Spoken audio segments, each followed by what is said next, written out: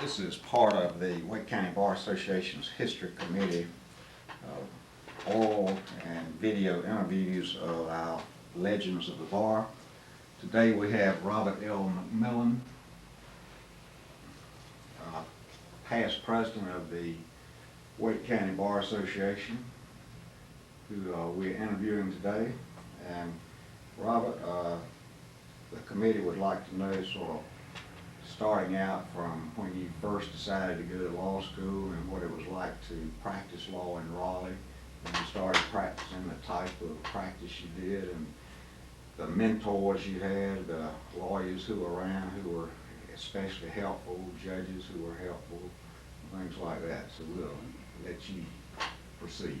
Well, to start the conversation, and I urge you all to make the conversation, it'll perhaps make things flow better.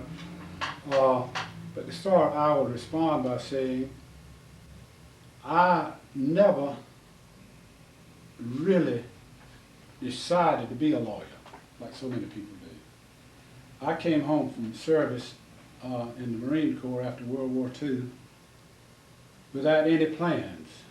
I had a college degree and I had been overseas for a while, and I thought that I knew everything that was important about life. And when I arrived home, my father asked me what I planned to do. I said, well, I don't have any particular plans. He said, well, why don't you try law school, he being a lawyer. And I said, all right, and since I had graduated from Wake Forest, I went to Wake Forest when it was in the town of Wake Forest. This was in September of 1946, and learned that Wake Forest Law School had already started. And I came home and I reported to my father. I said, well, Wake Forest Law School has been in session for about 3 weeks, and I suppose it's too late to enroll. He said, well, why don't you try Chapel Hill? So I went over to Chapel Hill and talked to Dean Weddock.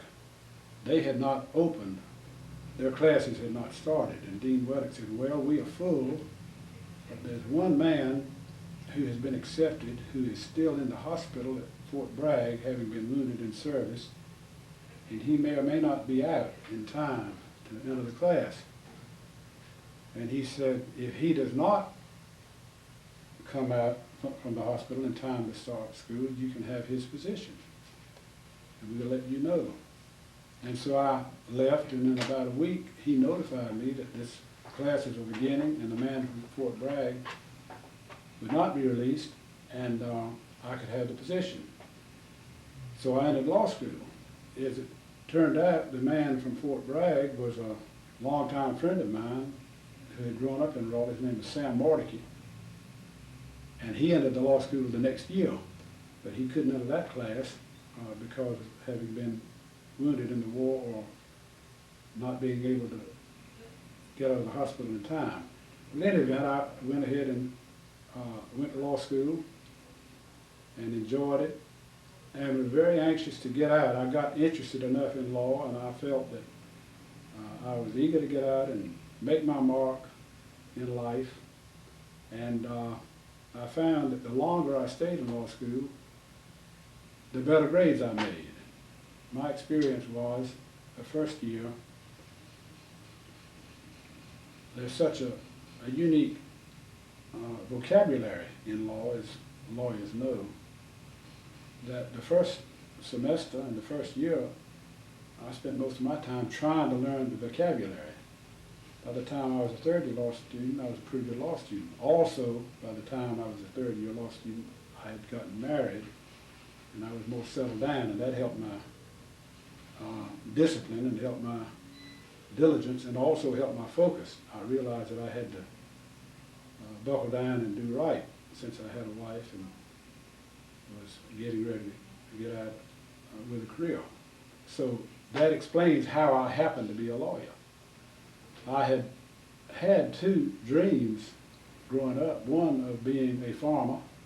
I've always enjoyed gardening and farming, and the other being a teacher of English literature. As it developed, life, we go through life and we don't know exactly what's going to happen. I would have enjoyed being a farmer, I'm sure. I would have enjoyed being a teacher of English literature, but as it turned out, I have enjoyed very much being a lawyer. So that responds to your inquiry, how did I happen to be a lawyer? Now the next point in the outline you mentioned, Fred, how is it like beginning? Well, I started as an associate. Then my father and his partner, Clyde A. Douglas, they had an office in the insurance building, and I was given an office in their office. This is in September of 1949. My principal duties at that time consisted of working on briefs for the two of them.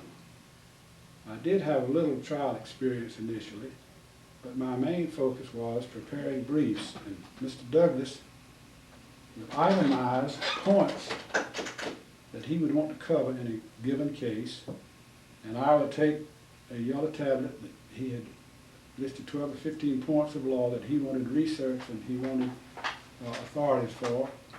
I would go to the Supreme Court library and find authority for each one of those points, pro and con. He devoted a lot of his time to negligence or tort law,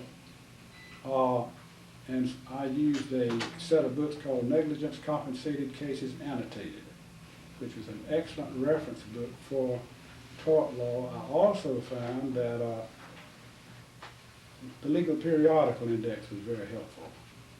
Law school, law journals, and so that was a lot of my focus, although I did try some cases. Although I had no practice, people would come to employ my father or Mr. Douglas, and if the cases were not too significant, they would ask me to handle them. And so I developed some exposure and some expertise. Interestingly enough, the first real case I ever handled was in the state Supreme Court. And the reason I handled that was I had prepared the brief. It was a will case. And while I was in law school, I would help them in the summer times and in weekends. And I had worked on the brief in this will case. And so when it came time to present the arguments in the state Supreme Court, they said, well, you prepared the brief, so you go present the argument. So my baptism of fire, before I tried any case in any court, my baptism of fire was presenting this argument in the state Supreme Court involving the interpretation of a will. And I'm pleased to say I prevailed, or our firm prevailed for our client. And in passing, I will say this: I will forever have a warm spot in my heart for Justice Wallace Winburn. This was before he was Chief Justice. But I saw him on Federal Street the afternoon of that argument. And he said, McMillan, you made a good argument today. Well, I was a brand new lawyer, having been licensed for about 2 or 3 months, and the fact that a justice of the Supreme Court stopped me on the street to tell me that, I've always appreciated. He may have been stretching the truth, but in any event, I appreciated his comment. I remember too, my father and his partner were employed by a man to represent the man in an effort to cover hospital expenses incurred by this man when he had been assaulted. And his expenses were $200. He had really been brutally assaulted by a man who was lying in wait for him. They had an argument. And the other man had beat him up pretty badly. And the man, our client, had been sent to the hospital. And so they employed my father and Mr. Douglas, or the man employed my father and Mr. Douglas to prosecute the case criminally in an effort to recover his hospital bill. His hospital bill being $200. Well, they charged him $100. is the law fee. So he paid $100 law fee in an effort to collect the $200 hospital bill. They asked me to prosecute the case. I went to the old city court, which stood where the present BB&T building is, corner of Davie and Federal. And I told the district attorney, or the prosecuting attorney, that I wanted to appear as private prosecution. He said, that's fine. I had never appeared in a trial court before that. It may have been after my appearance in the Supreme Court, I don't remember. But in any event, I had never appeared in the trial court before. I said, you know, I've never prosecuted a case or defended a case. He said, well, that's all right. The other man has a lawyer. And the prosecuting attorney said, just remember, you can holler just as loud as he can holler. And so the defendant lawyer did holler a lot, and I hollered just as much. The prosecuting attorney went out to smoke a cigar while the two of us were in there arguing and hollering. And as it turned out, the judge convicted the man and directed the man to go to jail for 12 months, suspended on condition that he pay our client, reimburse our client his $200 for the hospital bill. So we were elated. He was going to get his $200 back. And so having paid the lawyer $100 was not too bad after all. The cruelty of it is the defendant chose to spend 12 months in jail rather than paying the $200 hospital bill. So anyway, that was my first appearance in a trial court. Now, I did various and sundry trials of that sort. I did some title work for them. There was no court-appointed list for young lawyers in criminal court in those days, so young lawyers got no exposure in court automatically, as is the case now. So